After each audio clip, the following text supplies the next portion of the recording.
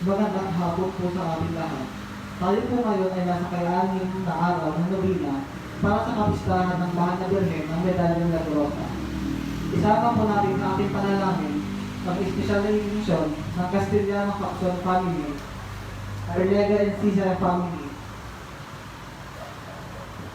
para sa pagpasa sa licensure exam for driver ni Peter Guico, sa licensure exam for pharmacist ni Ellen Hapson, para sa paggaling ni Apolonio Arnold Magtoto, Cusby Minda Williams, Gina Linsithar, at para sa mga kaluluwa nila, Maria de Santa Maria, Jay Michelina, Pedro Michelina, Loreto Santa Maria,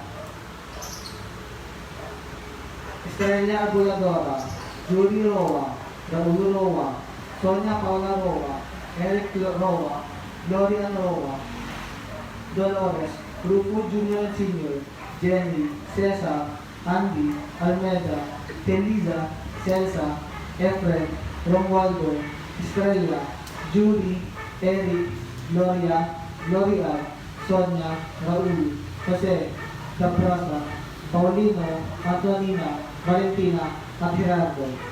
Bilang simula po ng aming pagdiriwang, magsitayo po.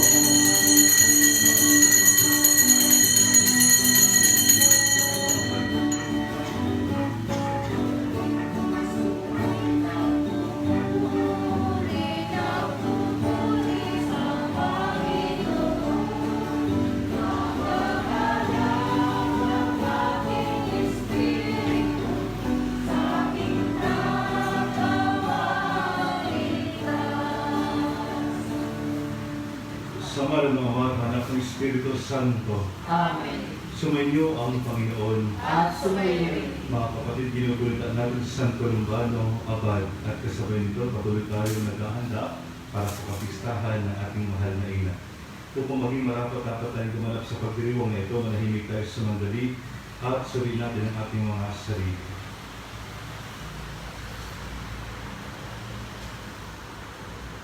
Panginoon, ikaw ang aming daan patungo sa Ama. Panginoon, kaawaan mo kami. Panginoon, kaawaan mo kami. Kristo, ikaw lamang ang katotohanan. Kristo, kaawaan mo kami. Kristo, kaawaan mo kami. Panginoon, ikaw ang buhay at buhay na walang hanggan. Panginoon, kaawaan mo kami. Panginoon, kaawaan mo kami. Kaawaan tayo ng mga Panginoon Diyos. Patawarin tayo sa ating mga kasalanan.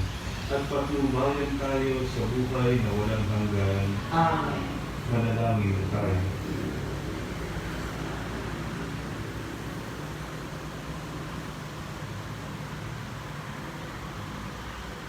Ama naming makapangyarihan, pinagtambal mo sa pamumuhay ni San Columbano ang malasakit na maghatid ng mabuting balita sa mga tao at ang kasipagang mag-aral sa katahimikan ng monasteryo. Bilang tugon sa kanyang pagdadangin at ulirang pamumuhay, ikaw naway aming salisikan sa pag-aaral at maipakilala sa lalong maraming mananalig sa iyong tunay sa pamamagitan ni Jesucristo, kasama ng Espiritu Santo, magpasawalang hanggan. Amen. Magsiupo po ang lahat.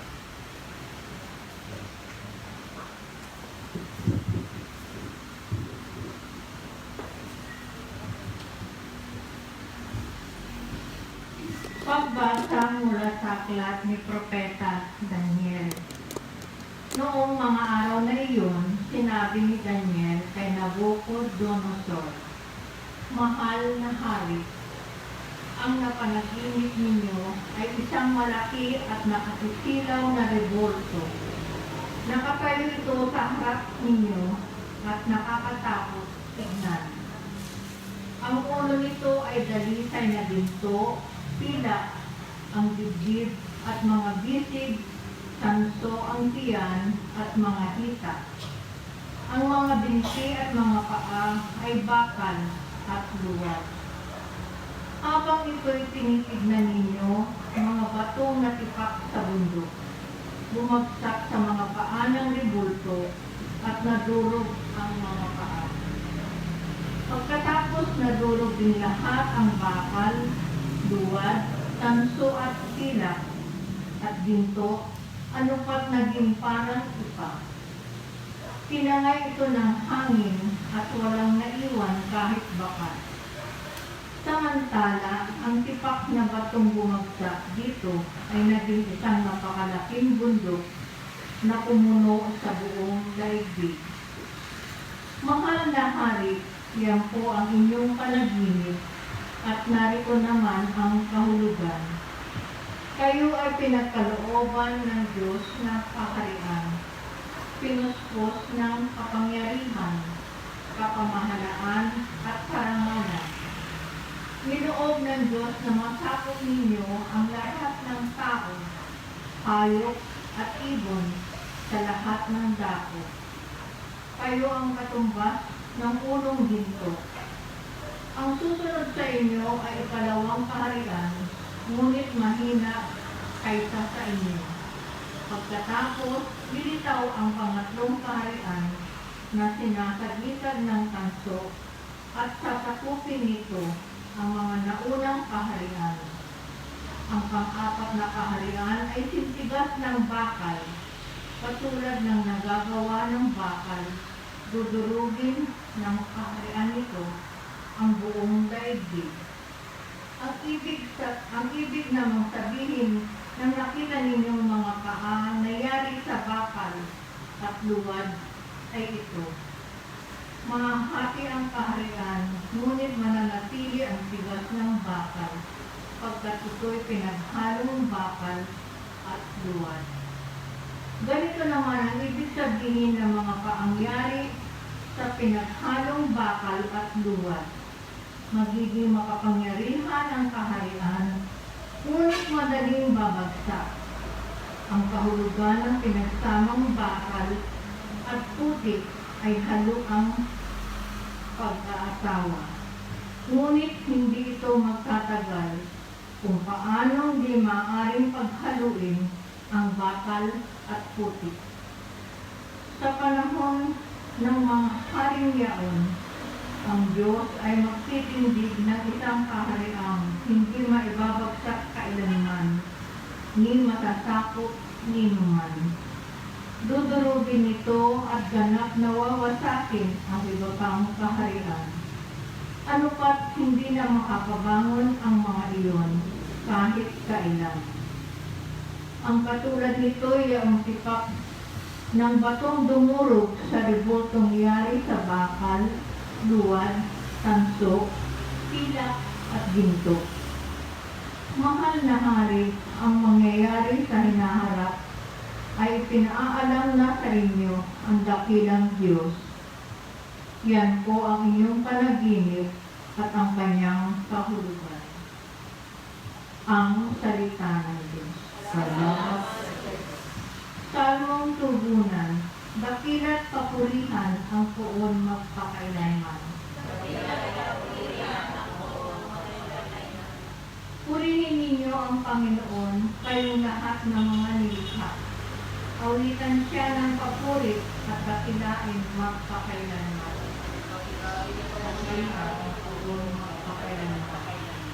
Purihin ninyo ang Panginoon, kayong lahat ng anghel ng Panginoon. Awitan siya ng papuri at dakilain magpakailanman.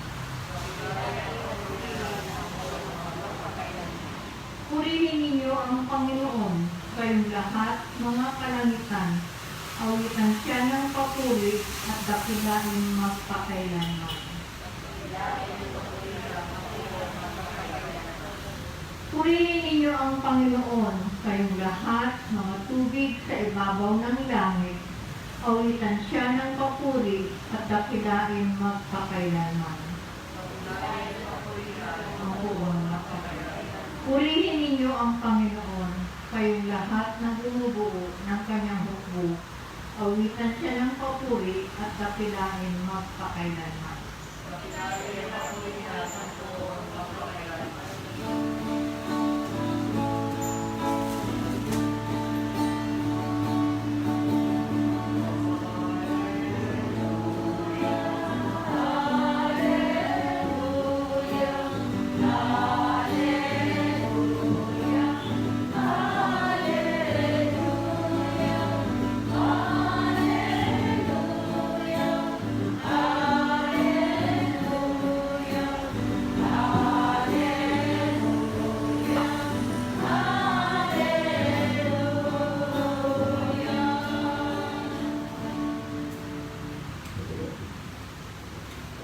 Sumainyo ang Panginoon.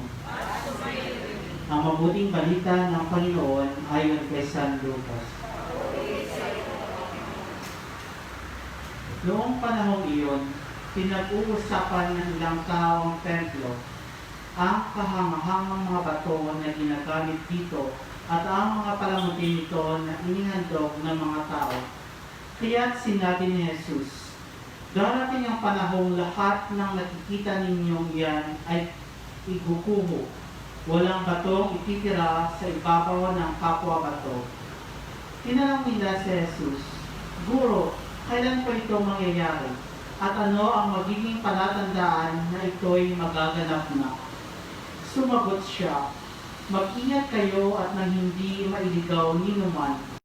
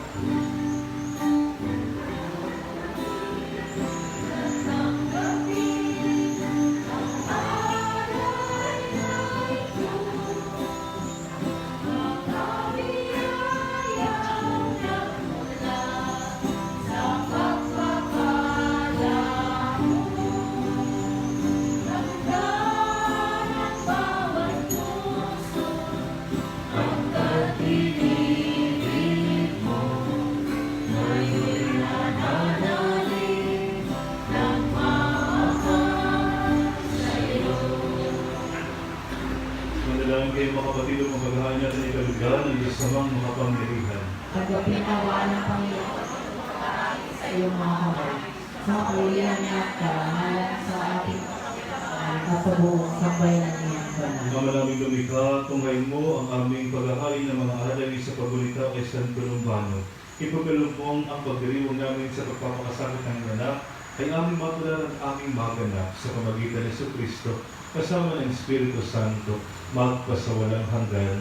Amen. Sumayin ang Panginoon, At sumayo, itaas sa Diyos ang iyong puso at diwa. itinaas na namin sa Panginoon. Pasalamatan natin ang Panginoong ating Diyos. Marapat na siya ang pasalamat. Ang maraming makapangyarihan tunay ng marapat na ikaw ay aming pasalamatan sa pamagitan ni Jesucristo na aming Panginoon. Ngayon si San Columbano ay pinararangalan sa pamumuhay ng totoong uliran at pagiging maasahan sa panunungkulan.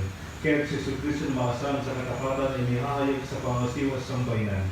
Ang malasakit ng mga ulang tagapangasiwa na wala nagpapatuloy magpahanggang ngayon sa mga panalangin kanilang iniukol kaysa ng sambayan mong bikoy na titipon. Kaya kaysa ng mga galagsisa ng papuri sa iyo, na walang umpay sa kalangitan kami nagpubundi sa iyong kadakilaan. Santo, Santo, Santo, Panginoong Diyos ng mga hukbo, magpupuno ang langit at lupa ng kadakilaan mo, o sana sa kaitaasan. Pinagpalang na paririto sa ngalan ng Panginoon, o sana sa kaitaasan. Ama naming banal, ikaw ang mupalang ka ng kabanalan kahit sa pamagitan ng Espiritu kay banal mga kaloob na ito, upang para sa aming maging katawan at tubo ng aming Panginoong Jesucristo. Bagay na pinag-iisang po sa loob na maging handog, ginawa kanyang tinapay. Pinasalamatan kanya, pinaghati-hati niya yun, inabot sa kanyang malagad at sinabi, "Kagapiling lahat ito at kanin, ito ang aking katawan na ihahandog para sa inyo."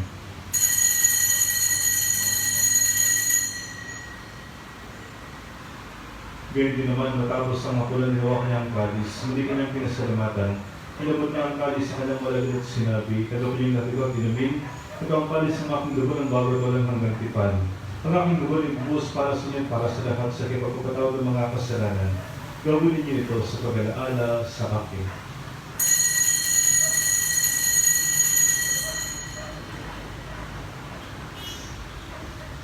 Ipagpuni natin ang misteryo ng pananampalataya. Si Kristo ay namatay, si Kristo ay nabuhay, si Kristo ay babalik sa wakas ng panahon. Ang mga ginagawa namin ngayon ang pag-aalala sa pagkamatay at muling pagkabuhay ng anak ay tinalay namin sa iyo. Ang tinapay na nagbibigay buhay ng kalis na nagkapalit ng kaligtasan. Kami nagpapasalamat dahil kami may narapat kamay sa harap mo para maglingkod sa iyo. Isinasama namin kaming magsalo-salo sa katawan ng dugo ni Kristo ay mabuklod sa pagkakaisa sa pamagitan ng Espiritu Santo.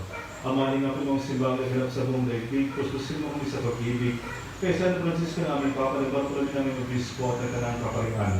Hanlahan mo rin yung mga kapatid namin na hindahan na may pagkas ng sarili muling buong buhay. Kaya din natin mapumanaw, kaawaan mo sila patuloyin sa iyong paglagan. Kaawaan mo kung ikamatan kami lahat ng makasalo sa iyong buhay o walang wakas. Kaya sana mga nagaling marin ng Diyos, sana sila ay tapat na esposo. Kaya sana mga apostol, at lahat ng mga banal na namuhay dito sa daigdig ng kalad ng dulot sa iyo. Maipagdinuan namin ang pagpupulis karangalan mo sa pamagitan ng anak na aming Panginoong Jesucristo. Sa pamagitan ni Kristo kasama niya at sa Kanya, ang lahat ng pananampakulay sa iyo dahil sa mga kapangyarihan kasama ng Espiritu Santo magpasawalang hanggan. Tawagin natin ang mga Diyos nating mapagtalino.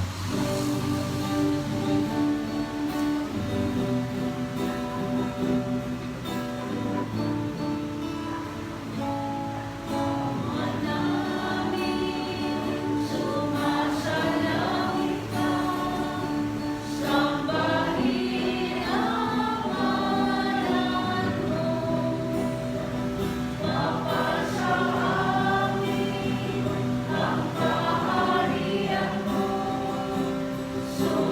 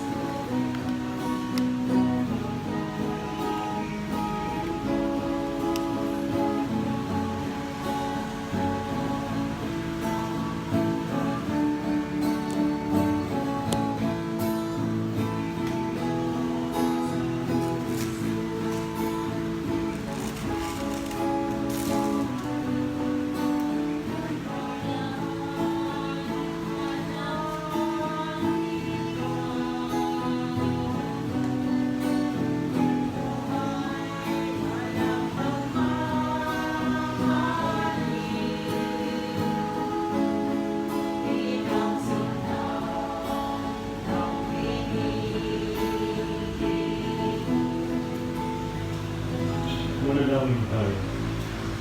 Ama namin mapagmahal, pagtibayin mo sa katapatan sa pananampalataya kaming mga tumatanggap sa banal na pakikinabang upang sa aming salita at gawin may pahayag ng pananampalatayang pinagmalasami kami talagang ni Santo Lumban at pinagdaanan riyan ang paglingkod habang buhay. Sa pamagitan ng Kristo, kasama ng Espiritu Santo, magpasawalang hanggan. Amen. Sumayin ang Panginoon. At sumayin. At pagkalan ng mga Panginoon Diyos na mga anak ng Espiritu Santo. Amen. Tapos na po ang ating misa, tagayin ninyo sa inyong pag-alis ng kapayapaan ni Kristo. Salamat sa Diyos. Bukas po ay anniversary na yan po lahat ang floor ng kulay ko.